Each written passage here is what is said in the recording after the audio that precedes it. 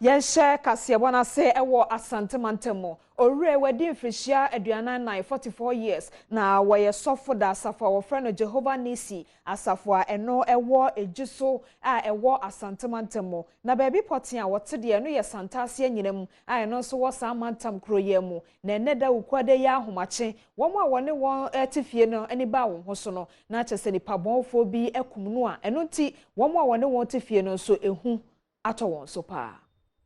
Arosema betodwa ene se osofo wedi mfie aduanan nan a osomo Jehovah Nissi Church a wadwoso ena obi akobo ne to ye yaaya amanato no nonom e wonse do sabre wosemisi wokwada ahmache e woni fie wo santase anyinam na nam saye so e de ehu abehye wona eti ne fie ho ene omanfo a wote santase anyinam mu osofo maso latakra onipa bonfo yi e de to bo no wabra obompaya ahmache awie e woni dan anim omanfo bi a wo fie ho e kiremu a osofo no kra na tiatia mu e ma wote ye se akronfo abafie ho kromafobia wo hu enipa na wodi ade akatakata wanimu ekiremu a woyemranti a wodi bese emfie aduonu ene ekire oba ho a wanya hwe enwia no wokoyire maame bi age ne Ghana cedi aduonum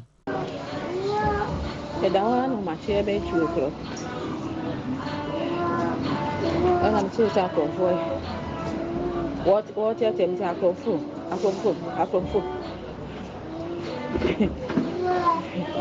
enti awana mtse wati mo bi empie na akonfo ba o mafrosoro ho hey mas hey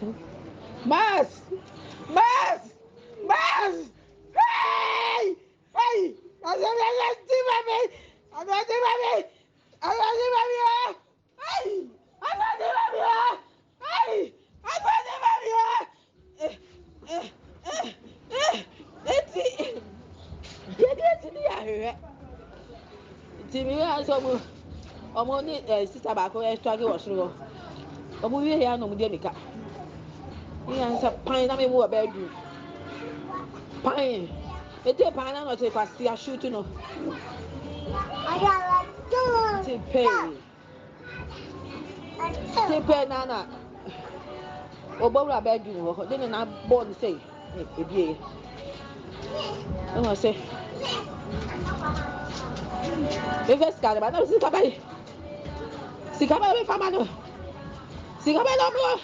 o so fama shitu ana o dia ni si mi so etu esi mi so na me ide me ka ana me bia montin timpie wa de valande mo na me kunu da ho a o tim tina me manen so nkutu amienu no mo nya ya no so mi enko